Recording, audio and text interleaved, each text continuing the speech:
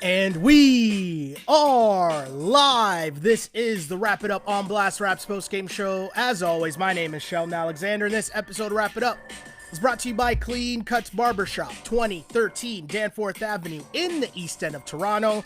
Clean Cuts, the multicultural barbers that will always keep you fresh for any and all occasions. So go see Skip and the crew, and as a wise man once said, tell them that I sent ya. Check them out on Instagram at Clean Cuts Toronto, or give them a call, 416-917-4833 to book your appointments now. Wrap it up, fans. What is really good? My name is Sheldon Alexander. How are we feeling today, Raptors fans? The series is tied at 2-2. I mean, I didn't know that we would be here. I got to be honest with you. Series is tied at 2, but we are here. And you know what? It kind of feels like maybe something else might be, something else might be fitting for the mood of how we might be feeling right now, because all of a sudden the Raptors were down 2-0 in the series. Wasn't looking good. In fact, they were 0.5 seconds away from being down 3-0 in the series. And you think about it, and you really think that at that point, you really think about it at the time, Toronto Raptors almost being down 3-0 in the series, and everyone's kind of thinking, you know what? Maybe it was a good season. Maybe it was a good series. Maybe we'll better luck next time. And who knows what's really going on, right? And who knows? And it just makes you think, and you really think about it. I don't know. You think about it, and the Raptors were on the brink. So close. And everyone's kind of thinking negativity. And then OG Anunoby hits the craziest shot, the second craziest shot that I've ever seen by a Toronto Raptor in a Raptors uniform.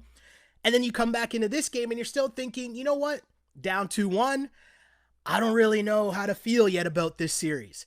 And then as we get kind of close, it's like there's only one thing, I think, that sums up the feeling of the fan base right now. And we got to go back to last year for this, but I mean, it's quite simply, where's the audio? Where's the audio? The audio didn't work.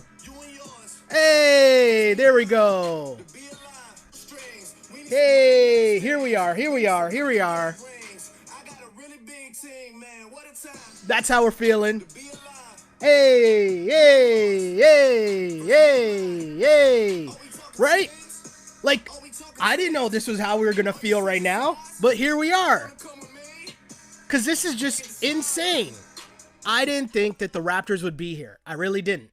And it's 2-2. It doesn't really matter how they got there. Bottom line is, it's a best of 3 series at this point. Best of 3.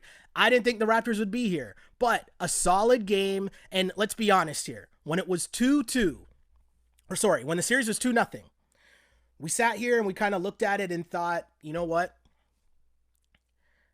Who's going to put on the cape for the Toronto Raptors and say, nah, get on my back. I got y'all.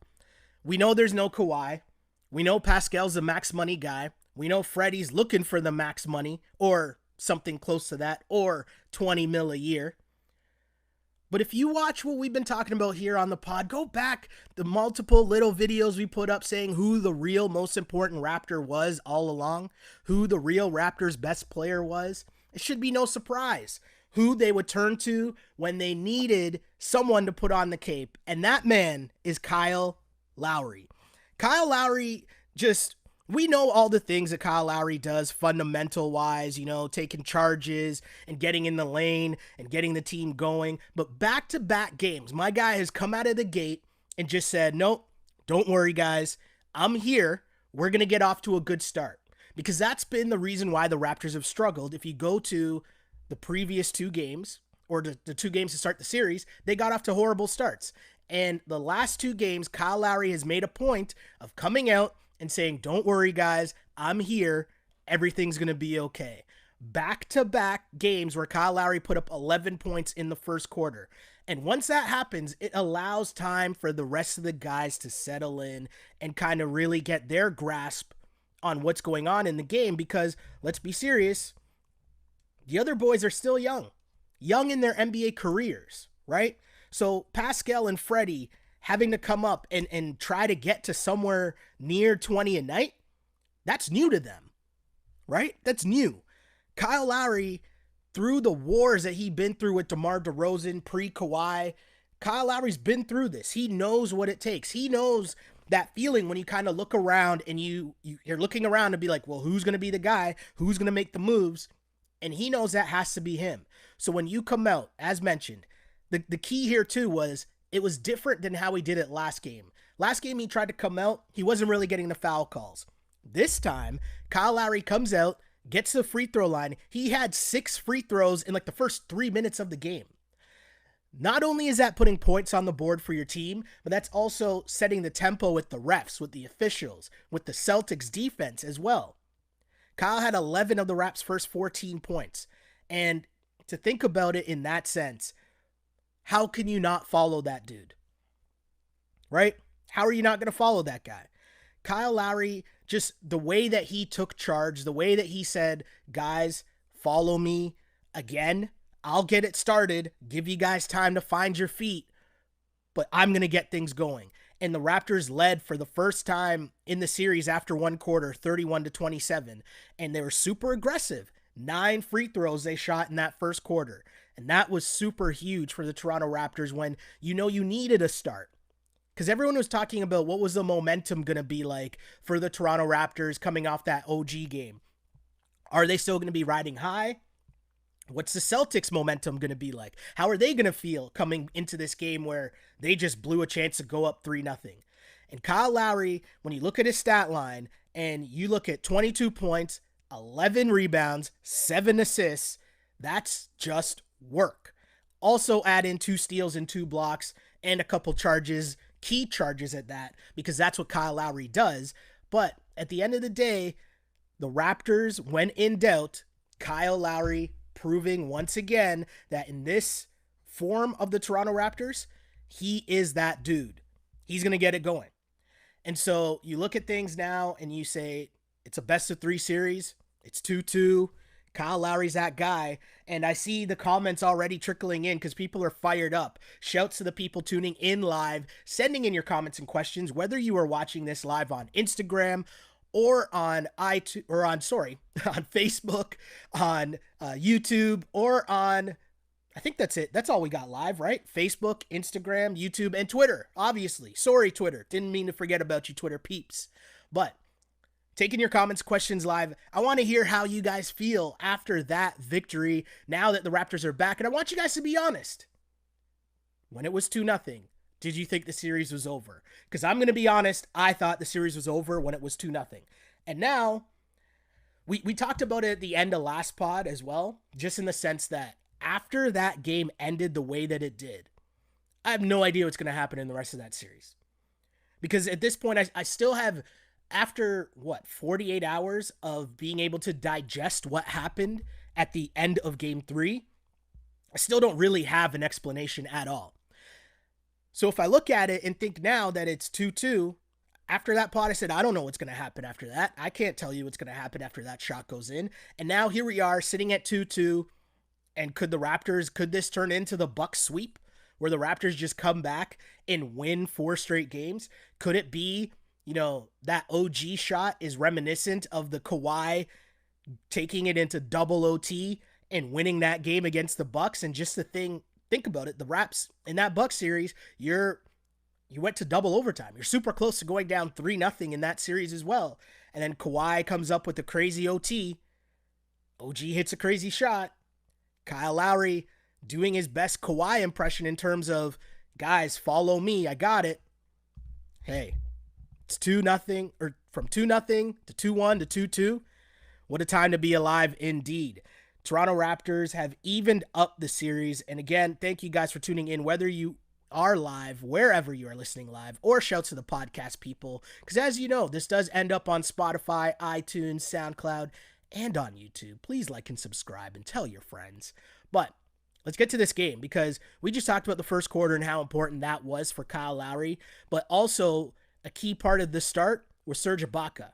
He came off the bench right away, hit a 3, and he looked really good in this game. He did what the Raptors need from Serge Ibaka. They needed some post dominance. They needed some post play.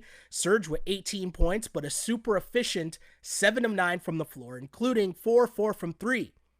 Also add in 7 rebounds, and that's just what they need from Serge Ibaka. Just be a big guy, dominate the paint, because if you think about it with Gasol and Serge, you have to have that advantage if you're the Raptors playing inside against Daniel Theis and the super young buck Williams coming off the bench. So it was a good sign to see that from Serge. The other interesting thing that's going to get a lot of talk is Pascal Siakam. Siakam, I mean, he had a tough start. As we know, Pascal Siakam's had a very tough series.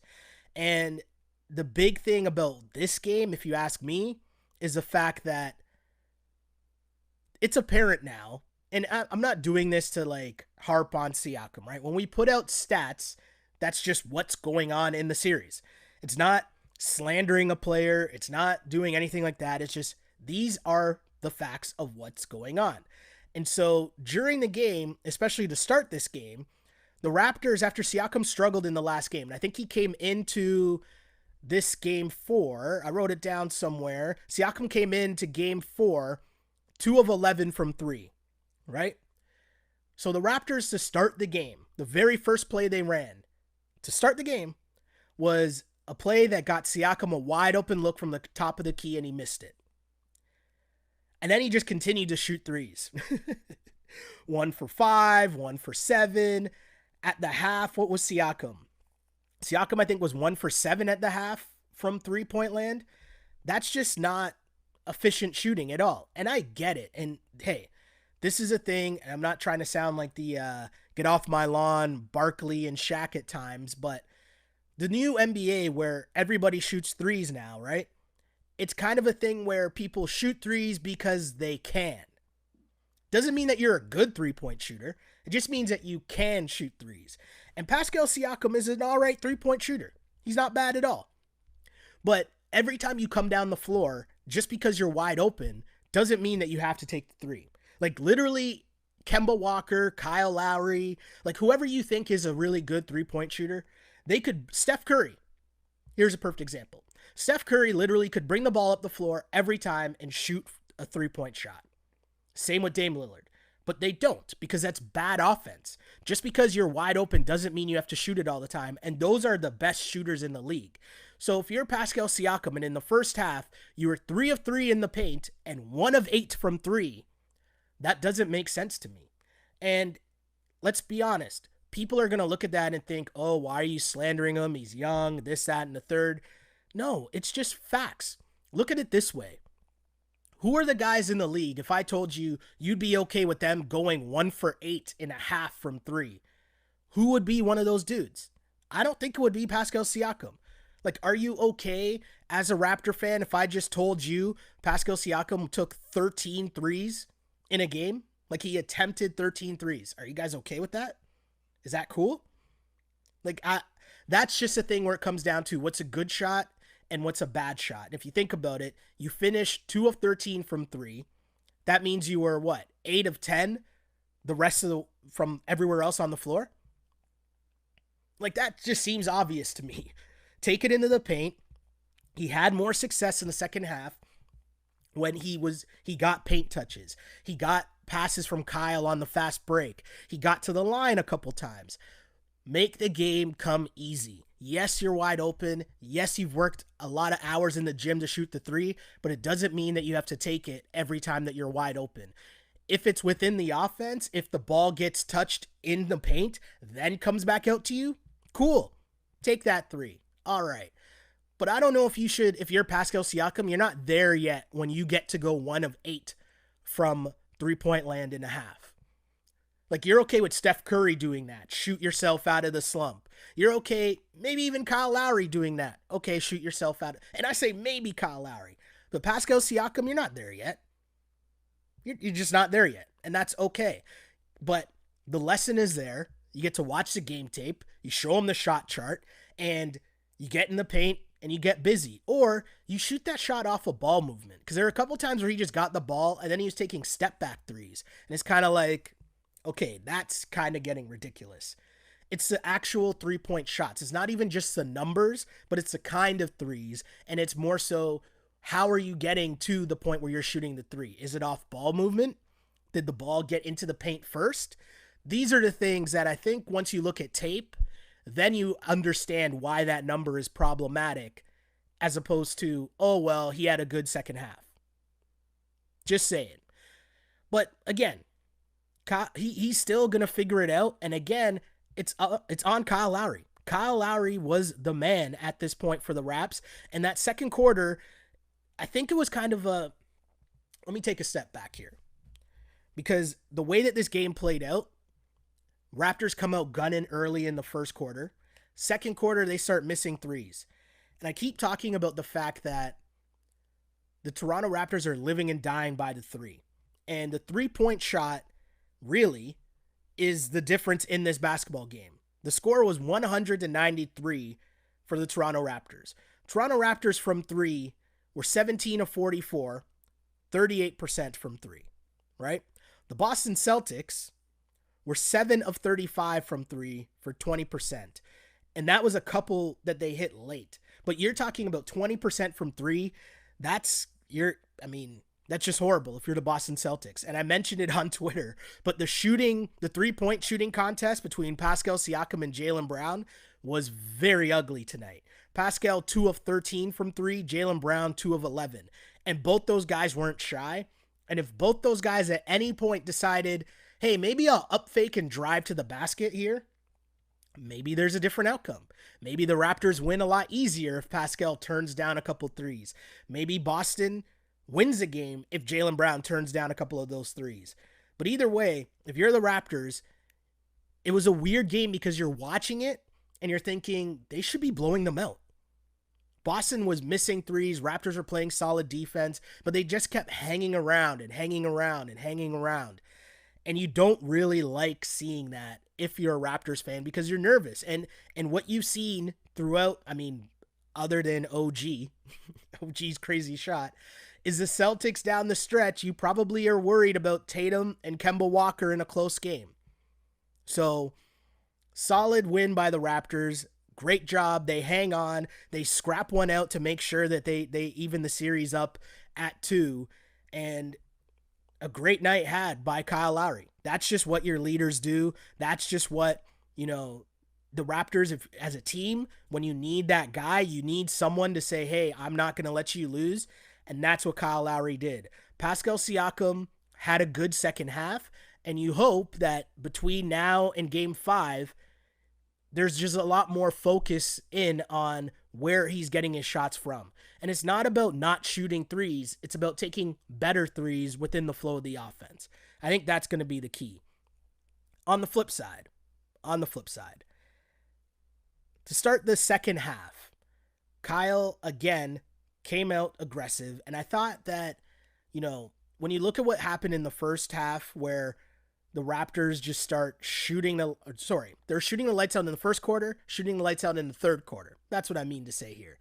And back-to-back threes from Freddie, mixing a 3 from Serge. Raptors are suddenly up by 11.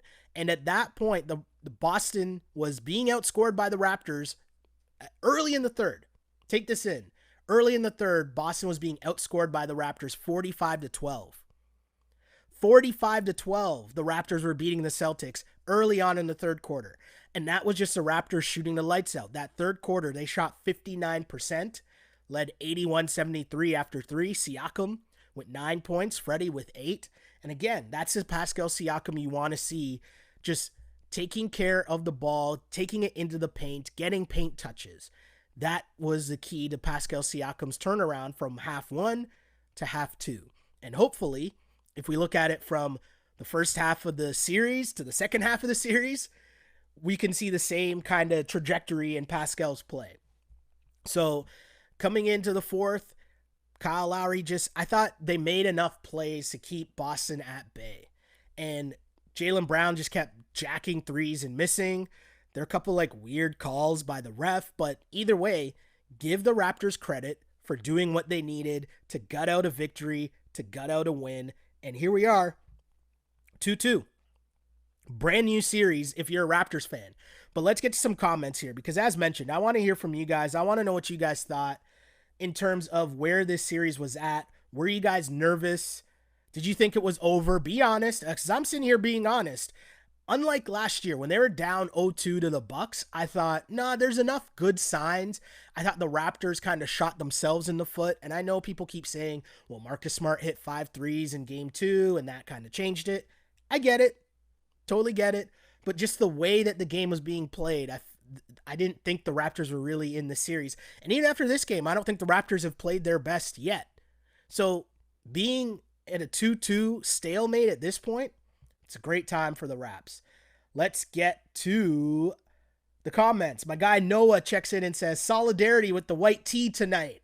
Yes, sir. We still got the tees. If you're reading this, we still champs. And apparently so, because the championship pedigree clearly remains, as the Raptors were not bothered at all. Let us know in the chat. Hit me up in the DM somewhere if you want a t-shirt. If you're reading this, we still champs. Just know you can get your shirt very easily. Just hit me up in the DMs.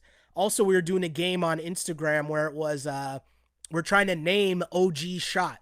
So if you have a name for that, send me a DM. I'll read out the comments at the end of this show, and I'll send 2 people a free shirt. So hit me up with that as well. More comments here.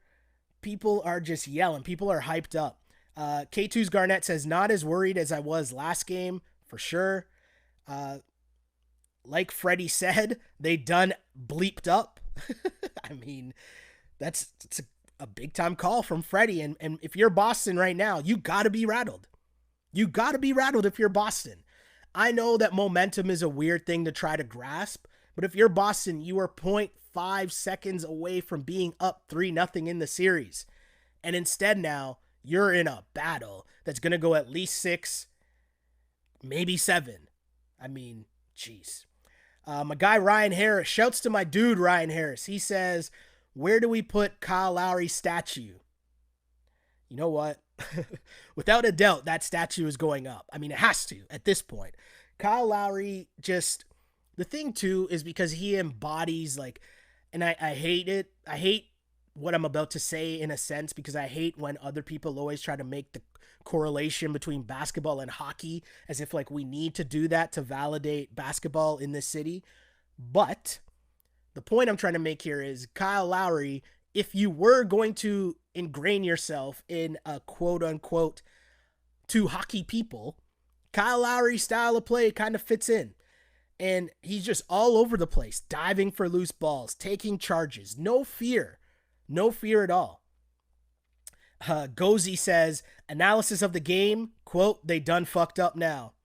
Can't argue with that. My guy Will K, what's up, Will? He says, Siakam getting more confidence too. That's huge. And, maybe he's going to settle down because I think when you go 2 of 13, I think in Siakam's case, he's just trying to tell himself, no, I can hit threes. And then he just keeps shooting and shooting because you're like, no, I'm not fazed by this. I'm going to keep shooting. And I get it, but it's still not a good look. And you can tell he's in his own head because even when he hit one of those threes in the second half, he finally got one to fall and he screamed out so loud. And it's like, dude, you're like 2 of 12 from 3, settle down, right? But time to relax, time to watch game tape. He might see that maybe 4 or 5 of those threes might not have been the best shots. So then you adjust and you get better. And if we know something about the Raptors, we know that's what's going to happen. So solid game had by Pascal for sure. Alex says Lowry is an all-time great and future Hall of Famer. I mean, tough to argue that. What is he, a 6-time All-Star and NBA champion? I mean, tough to argue that. It's very tough to argue that. Kyle Lowry over everything. Heart of a champion. The Kyle Lowry love is just here. And, I say this because there might be new people that tune into the podcast every once in a while, but I remember me and Webby on Ball on Blast very early on in the season, we were talking about how Kyle Lowry is the real key to the Raptors. He will be the one, when you look around and who's going to make plays in crunch time, who's going to be the one that has to be that consistent piece, it's got to be Kyle Lowry. He's going to take this team as far as they're going to go. As far as the Raps are going to go, it's going to be behind Kyle Lowry just because of the way that he plays, the heart, the vet plays of knowing how to get foul calls, right? Once he realized he was getting that whistle, a whistle that benefits him, look at how many times Kyle was just getting into the lane, or even that key offensive foul call he got on Jason Tatum late in the game. He knows that there was a questionable call on Pascal a couple possessions before that could have went against Jason Tatum, but it didn't. So Lowry kind of knows, oh no, they owe us one. So next time Jason Tatum's driving, as soon as that arm goes up, Lowry just feels like a hair on Jason Tatum's elbow, and Lowry just flops back knowing the ref has to give him that call. Those are the veteran plays that Kyle Lowry is going to come up with, and those are the veteran plays that are difference between winning and losing. And Kyle Lowry just continues to epitomize that for the Toronto Raptors. More comments, though. Prince says, Kyle Lowry is the reason the Raptors are winning. Lowry is a guy that makes the team better overall. Siakam has to be the second option. See, within the Raptors offense, because there's so much ball movement, especially with Gasol out there, it's almost like you're playing with 3 point guards. The Raptors offense is all about ball movement. What I'm talking about in terms of Kyle Lowry is closing quarters, closing the game. That's who you trust with the ball in his hand to create and make a play and just make a good decision. That's going to be the key going forward. IMY Dubs Cry says, OG's shot broke Boston's heart. They don't look the same. I mean, Jaylen Brown. I guess after OG wet that shot over him in game 3, Jaylen Brown, maybe, that stole Jaylen Brown's soul as he went 2 for 11 from 3 in this game, but not a good game for Jaylen Brown. He battled foul trouble for all of the first half, struggled shooting, was just 4 of 18, again, 2 of 11 from 3. Not good at all. Glow Girl Smile says, Lowry set the tempo from the get-go. Nurse says he plays the toughest in all his years of coaching. Binoir says, yep, Boston felt the gut kick. Craziness, right? Another comment here. Celtics were deflated from last game, 20% three-point shooting. That can't be overlooked. Yes, some of that was was good defense by the Raptors for sure. Celtics being held to 20% shooting from 3. But also some of that was just the Celtics missing open looks. Now, much like the Raptors had their games where they were shooting poorly at certain stretches, the Celtics, that bit them in the ass in this game. So do you expect them to shoot 20% again? No.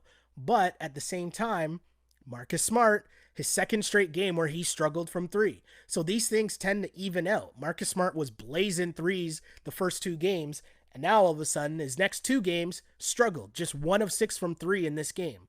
So, hey, things are evening out. And as someone here in the chat says, are you not entertained? Are you not entertained? I mean, great series so far.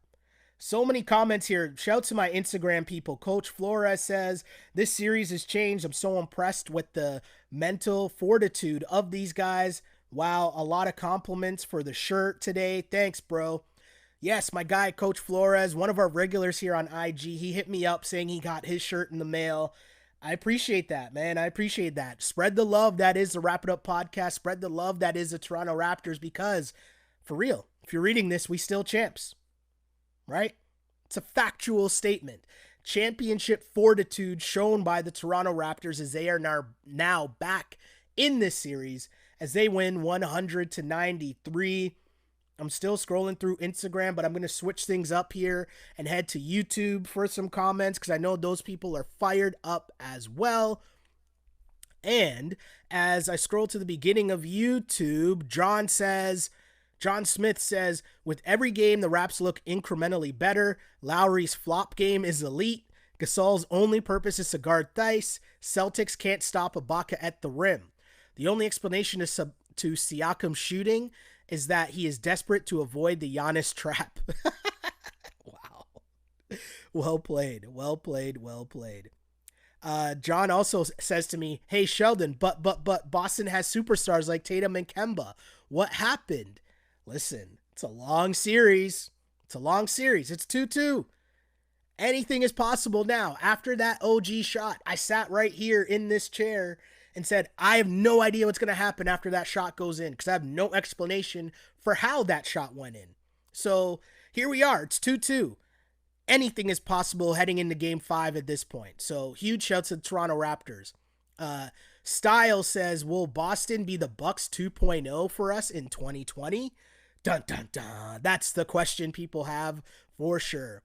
Kojo says, Siakam put in work today. Respect. I'd say Siakam's second half, he put in work. A lot of work. Overall, you look at Siakam's stat line, 23 points, 11 rebounds. That is what you need from Pascal Siakam in terms of a stat line. When you look at that and you say 23 field goal attempts to get 23 points, you probably want a little more efficiency, and especially you don't want 2 of 13 from 3. But overall, we talk about needing Kyle, Fred, and Pascal.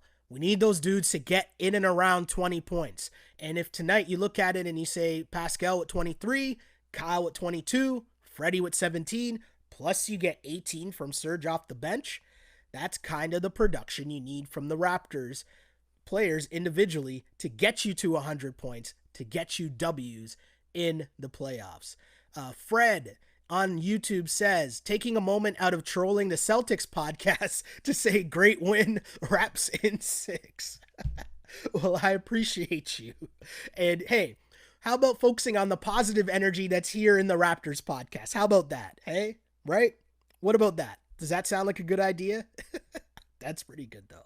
I like that. That did actually make me laugh. And hey, we welcome Celtics people in here too if they want to take in and see what's going on in the Raptors world as we celebrate the fact that the Toronto Raptors have found a way to claw out of a 2-0 hole, almost being down 3-0 to now find themselves tied at 2. Crazy. Let's see more comments though. Not Famous 81 says, had a feeling Siakam was going to pull through with a good performance tonight. He really did. He bounced back and had a really good performance in the second half and overall get to 20 points. He did that finally, and it's going to, you know what's going to happen. You know that he knows that he has to be better. He has to be more efficient. So you know that he'll turn things around and everything will be all right if you're Pascal Siakam. So good look there for sure for Pascal. I'm not going to read this person's name, but it's an interesting comment. Says, I told people the first 2 games were a feeling out process. Raptors have the Celtics figured out, and they are truly starting to miss Hayward now. Couple things here. I don't know if you can say the first 2 games were a feeling out process when you were literally 0.5 seconds away from being down 0-3. Cool. But at the end of the day, the scoreboard says series is tied at 2.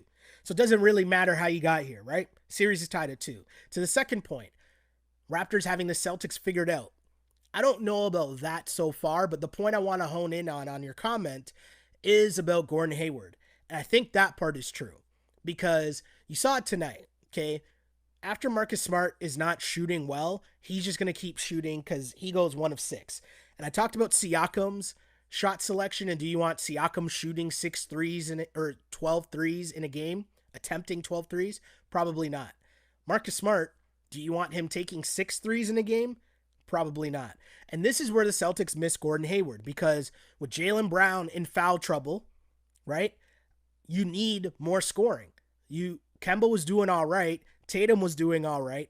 But with Jaylen Brown not there, when you have some lineups, I think it was in the third quarter, they tried to go with Jaylen Brown, and it was Smart and like Ogilvy and William. Like, it was just a terrible lineup. And you looked at that and said, the Raptors need to make a run now. And they literally did right at that point. They took advantage of the Celtics' terrible bench. And that's 2 games in a row where you can say late in the third quarter, when the Celtics are trying to give some of their guys some rest heading into the fourth, their bench did not do the job and the Raptors were able to make a run.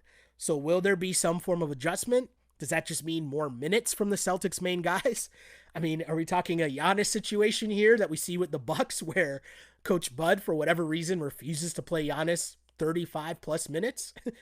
But either way, the Celtics bench is proving that you can't have like 3 to 4 guys on their bench on the court at the same time because conducive to winning basketball for them. It's just not good minutes. So the Raptors did a great job here. And the Raptors, on the flip side, as I talk about minutes, Siakam played 46 minutes. Fred played 45 minutes. Kyle played 44 minutes. Nick Nurse is putting it out there. Hey, I'm playing my dudes, right? 46 minutes for Pascal Siakam. Now, Jason Tatum played 43. Kemba played 41. Smart 41. Jaylen Brown was foul trouble, so he only played 37. But I know you might not think that if Tatum plays 43, Siakam plays 46. I know you might think that 3 minutes is not a big deal, but trust me, go back to that moment in the third quarter with Tatum on the bench and the Celtics had on, it was Marcus Smart, Jaylen Brown, Ojale, Williams, and Wanamaker. And it's just like, that's not, like, the Raptors are going to cook that lineup. And they did. So Brad Stevens, that's where they miss Gordon Hayward for sure, because that's just added depth, right? You're just pushing everyone else down the depth chart. But, hey, I don't think Gordon Hayward's walking through that door for the Celtics. So that's their problem. The Raptors, it's not like they're getting much from their bench, not named Serge Ibaka, as Norman Powell continues to struggle. And Norm just looks lost. Right? Like, I don't know any other way to put it. 5 points, 1 of 6, and he's missing layups. He's going to the basket soft. Like, I don't know. He just doesn't seem to have it. But I will say this. With the series being tied at 2, I wouldn't doubt that there will be, hear me say this, there will be the Norman Powell game. Like, you just know it's coming. And if I remember correctly, doesn't it always happen in game 5s? Like, haven't we had big Norman Powell moments in game 5s? I feel like that's a thing, playoff Powell. Either way, I'm just saying the way that Norm's played and the way that we've known Norm for his whole career, that when he does have these inconsistencies, all of a sudden he's just going to come out and he's going to have a game where it's that Mamba mode Norm and it's a wrap for everyone involved. So the bench battle right now, it's pretty ugly. Both teams look to be just riding their starters, and that's what it should be come playoff time anyways, right? My best players versus your best players. Here we are. Let me see if there's some more comments here. Let me read some comments I haven't seen from anyone else. Original L says, Raps in 6, baby. Yeah, Pascal is great. Great night for Pascal. Good bounce back for him. I wonder what the conversation was like in the locker room for sure. I just wonder what that was like. I also want to hear if there's any comments that have come out already just from the Raptors postgame, and normally there is. And as always, I always go to my guy, Josh Lewenberg. As I always say, if you don't follow him on social media and you are a Raptors fan, you should do so, because my guy is good at what he does. Some posts here. Kyle Lowry, postgame, says, quote, I've played 80-something minutes in 2 games. Continue to keep pushing. We know how tough these guys are, but we've just got to keep playing basketball. Lowry on Marcus Smart says, I don't think he's trying to get under anybody's skin. I think that's how he plays. That man plays extremely hard. You have to tip your hat to someone like him. You know what he's going to do every single night. You know he's going to bring it. The reason why Kyle Lowry has such respect for Marcus Smart is because they're cut from the same cloth. They got the same dog mentality in them. They just play hard. They're playing in the mud. That's how they play. And so to see Kyle show respect to Marcus Smart, that's not surprising to me at all. More comments, though, on Nick Nurse talking about the big minutes.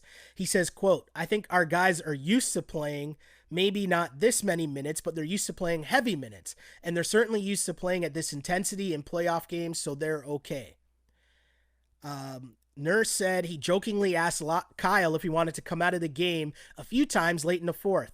Quote, I asked him if he needed a sub with a smile, and he chewed me out. Close quote. Probably exactly what you'd expect from Kyle Lowry, right?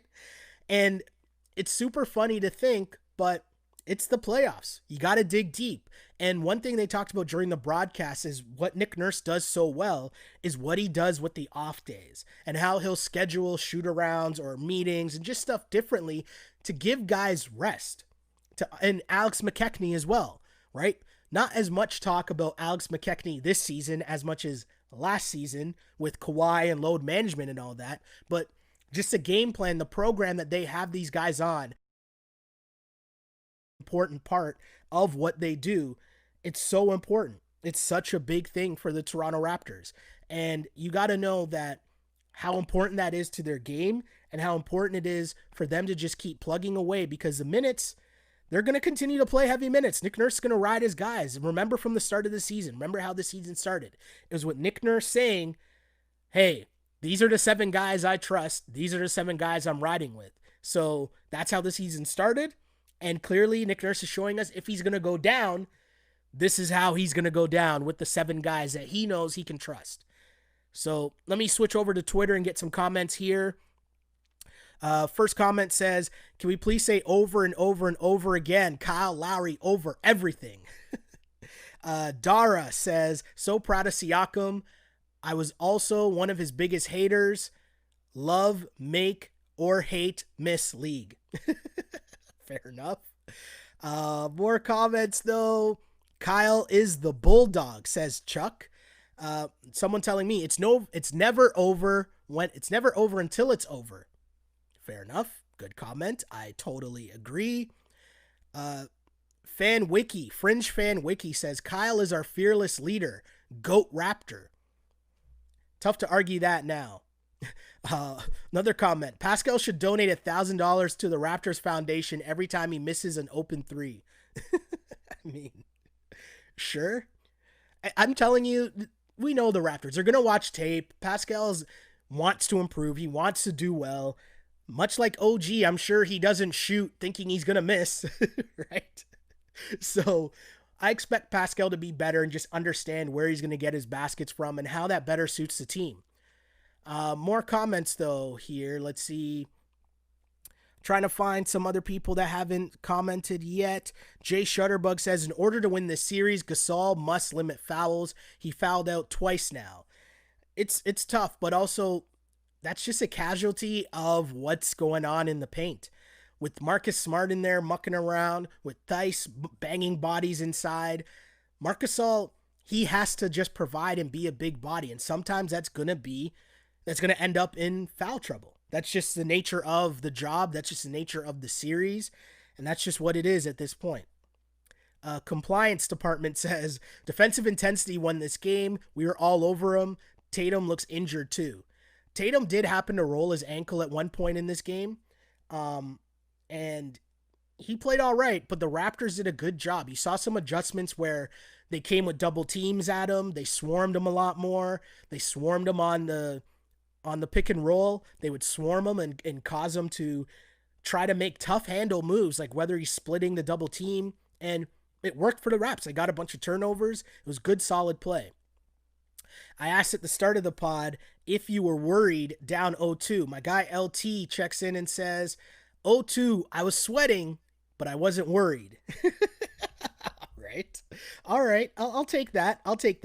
I also got a message from my boy Vic he texted me as I was about to come on the pod and just said, I told you. Here's the thing, right? Here's the thing. We come out and do a podcast and I try to tell you and give my honest opinions and my honest observations. And 2 things. 1, I'm totally okay with being wrong, first off. Secondly, after OG hits that shot, how is anybody confidently talking about anything that's going to happen for the rest of this series? Serious question. That's one of the most insane things ever. And so now you just got to ride that momentum if you're a Raptors fan and just take that for what it is. Take the dub and enjoy the fact that, hey, brand new series. It's anybody's series at this point. And it's weird because as you peek over to what's going on the other side, and the Miami Heat are up 3-0 against the Bucks. We've talked about it here on Wrap It Up, on any of our On Blast pods for the whole season. Don't sleep on the Miami Heat. So the fact that they're beating the Bucks, don't take that as oh yes, the Bucks are done. Now we have an easier path to the finals if we can get past the Celtics. Miami's real. So worry about that when you have to worry about that. But as of now, just kind of happy to be having those conversations, no? That it's a possibility that the Toronto Raptors are now back in this series. So another thing, as mentioned, as I switch over now to head to my mentions, I said that I would find people that had comments to message me and let me know what your best name was for the OG shot. And my guy Ken hits me up on Instagram. Kenny, I will send you a t-shirt for sure. I'm going to message you to get your size and all that, and I'll mail it out to you. But Kenny simply says, he has two here, which he has three, pardon me.